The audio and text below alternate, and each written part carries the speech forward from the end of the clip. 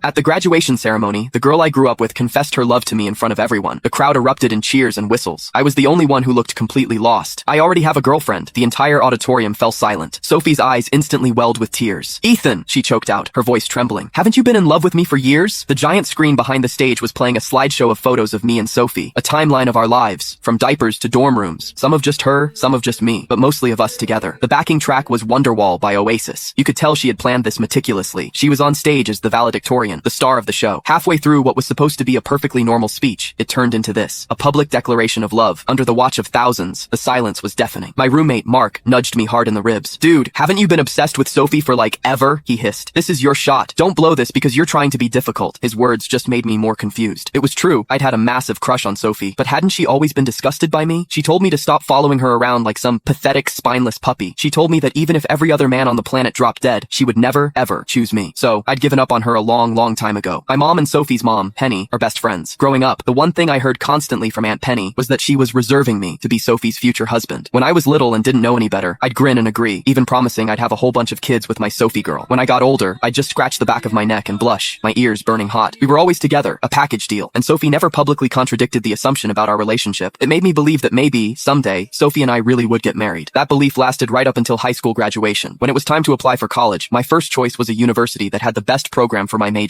When Sophie's parents found out, they immediately started pressuring her to give up her dream school. If you and Ethan go to the same school, you can look after your future husband, her dad said over dinner one night. Exactly, Aunt Penny chimed in. It's good for you two to have each other for support. So, does this mean I should start saving for the wedding? My mom joked. The conversation around the dinner table was spiraling into fantasy. I kept my head down, my face flushed, completely missing the fact that Sophie's expression was growing darker and darker by the second. Suddenly, she slammed her hands on the table and shot to her feet. Can't you see I don't like him? She yelled, her voice shaking with rage. He follows me everywhere, so damn needy. Have some self-respect. Her outburst froze me in my seat. Humiliation, shame, a crushing sense of inadequacy, a storm of emotions I couldn't name washed over me. I clenched my fists under the table, my knuckles white. I looked at Sophie's face, at the undisguised disgust in her eyes, and my heart felt like it was being scraped raw with a dull knife, over and over again. Crack. Sophie's dad slapped her across the face and ordered her to apologize to me. What is this nonsense you're spouting? You don't like Ethan? It's a miracle a boy like Ethan would even look at you. The mood was ruined. Everyone's face was grim, but Sophie was defiant. I'm going to Princeton and you better not follow me, she snarled, her eyes locked on mine, as if I were some kind of criminal. Being stared at like that by the person you love, it physically hurt. In the end, Sophie didn't get into Princeton. She ended up at my school, Northwood University. I didn't see her again until move-in day, when I spotted her dragging a suitcase across the freshman quad. We hadn't spoken all summer. When she saw me, a flicker of anxiety crossed her face. It was only after Aunt Penny nudged her that she reluctantly came over to help with my bags. I got stuck at this crappy school with you, she muttered under her breath, so only I could hear. Are you happy now? It felt like a punch to the gut. I sidestepped her, moving away from her reach. She froze, her hand hovering awkwardly in midair.